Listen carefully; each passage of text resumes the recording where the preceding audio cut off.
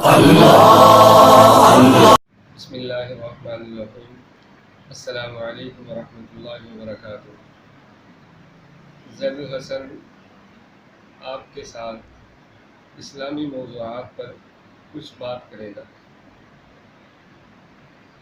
نام آج جو ہمارے موضوع ہے وہ ہے اسلام میں وہ طبقہ جو بالکل کمزور ہے، اس کی وقت، جسے کہہ لیں کہ جو خط غربت سے بھی نیچے ہے، اس کی اللہ کے ہاں، محبوب علیہ الصلوۃ والسلام کے ہاں اور دین اسلام میں کتنی وقت ہے۔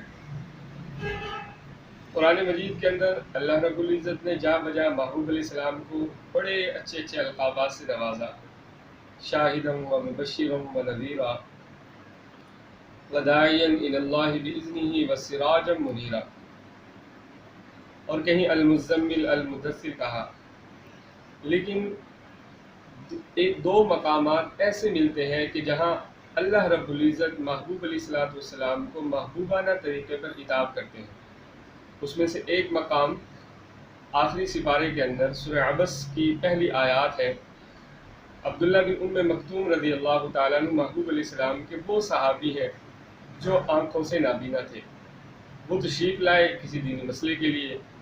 محبوب علیہ الصلوۃ والسلام رؤسائے قریش کے ساتھ دینی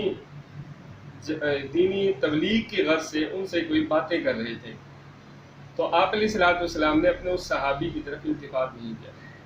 اب وہ غریب تھے اور ادھر رؤسائے قریش تھے، لیکن اللہ رب العزت کو یہ التفات نہ کرنا پسند نہ آیا، اور قرآن مجید کے اندر آیتیں نازل فرمائی اور فرمایا وَأَمَّا مَنْ جَاءَكَ يَسْعَىٰ وَهُوَ يَخْشَىٰ فَأَنْتَ عَنْهُ تَلَهَّىٰ، کہ وہ بندہ جو طلب لے کر آتا ہے، دوڑتا ہوا آتا ہے اور ڈرتا ہے، آپ اس سے روگردانی کرتے ہیں۔ تو اللہ رب العزت نے یہ محبوبانہ عتاب آپ علیہ الصلوۃ والسلام کے واسطے سے امت کو سبق دیا کہ جو بھی غریب اور کمزور آدمی ہے اس کے ساتھ التفات اس طرح کرنا ہے کہ آپ کی پیشانی پر، آپ کے چہرے پر کوئی بھی شکنہ نہ پڑے۔ بخاری روایت ہے، محبوب علیہ الصلوۃ والسلام کے صحابی حارثہ بن وہب رضی اللہ تعالیٰ عنہ روایت کرتے ہیں، کہتے ہیں سمعت رسول اللہ صلی اللہ علیہ وسلم، میں نے رسول اللہ صلی اللہ علیہ وسلم سے سنا، آپ علیہ السلام نے فرمایا الا ادلکم باہل الجنہ، کیا میں اہل جنت کے بارے میں تمہیں خبر نہ دوں؟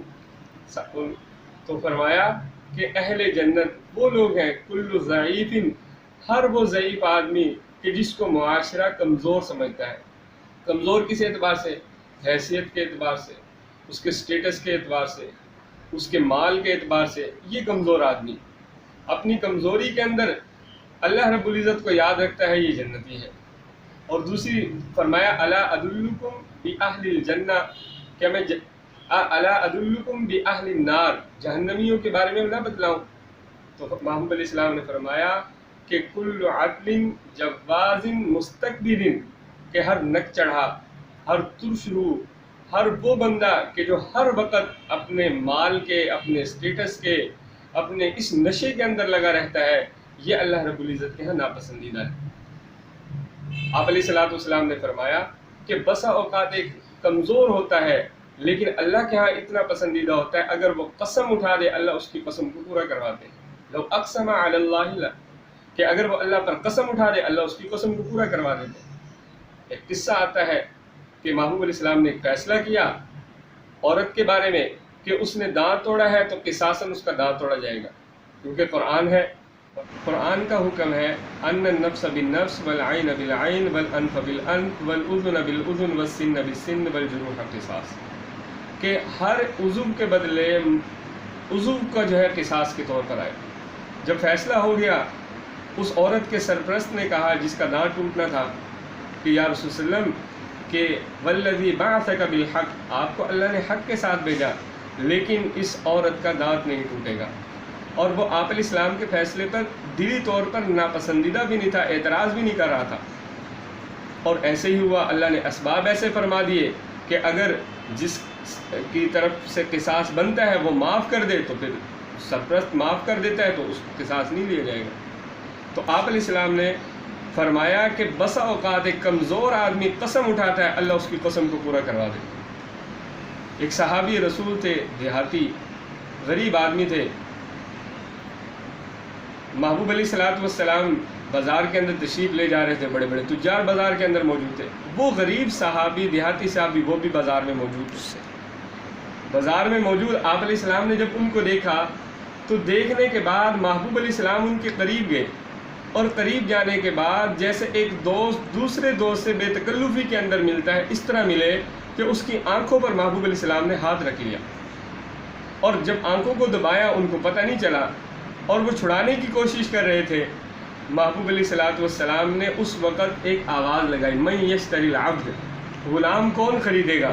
جب اس نے آواز سنی یہ میرے آقا اور میرے مولا صلی اللہ علیہ وسلم ہیں، اس نے اپنی پیٹھ کو محبوب علیہ السلام کی چپکانا شروع کر دیا، پیٹ کے ساتھ، بطن مبارک کے ساتھ۔ اب جب چپکانا شروع کیا اور یہ کہا کہ آپ مجھے غلام بنا کر بیچتے ہیں، تو مجھے آپ غلام بنا کے بھیجیں گے تو میرا کوئی بھی قیمت نہیں لگے گی کہ اتنا اچھا مالک کیوں اپنے غلام کو بھیجتا ہے، اور میں ویسے بھی دیہاتی ہوں، رنگ کا کالا ہوں، کوئی میرا وقت ہی نہیں ہے۔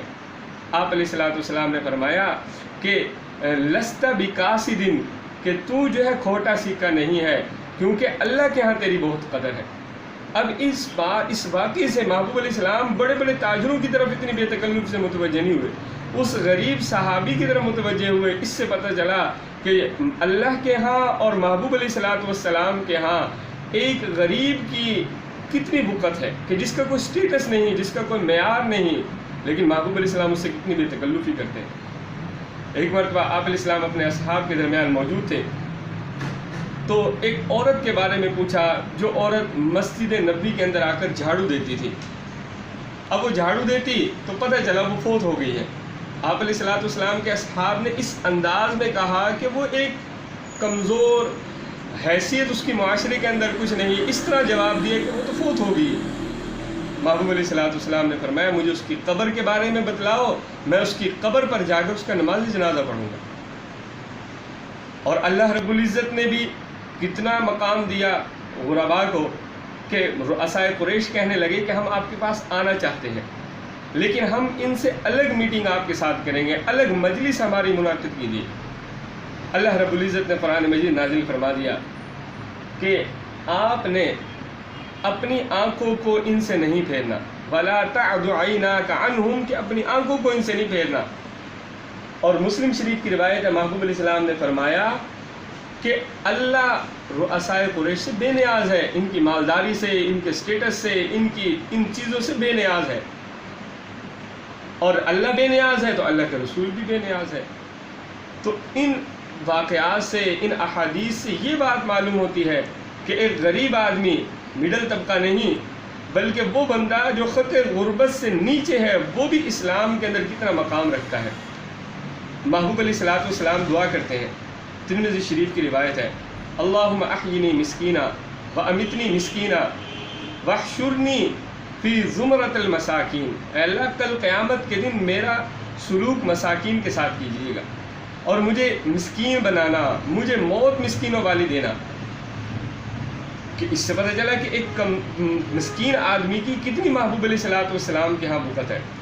اچھا، ایک اعتراض کہ ایک جگہ آپ علیہ الصلوۃ والسلام نے دعا مانگی، اللہم انی اعوذ بک من الفقر، کہ اللہ میں فقر سے پناہ مانگتا ہوں۔ اب ادھر آپ علیہ السلام مسکنت کی دعا کرتے ہیں، ادھر آپ علیہ السلام فقر سے پناہ مانگ رہے۔ تو محدثین نے، علماء کرام نے اس کے اندر تطبیق یہ دی کہ وہ فقر جو بندے کو دوسرے کا محتاج کر دے، یہ محبوب علیہ السلام کو، شریعت کو، قرآن کو، اللہ رب العزت کو بھی پسند نہیں۔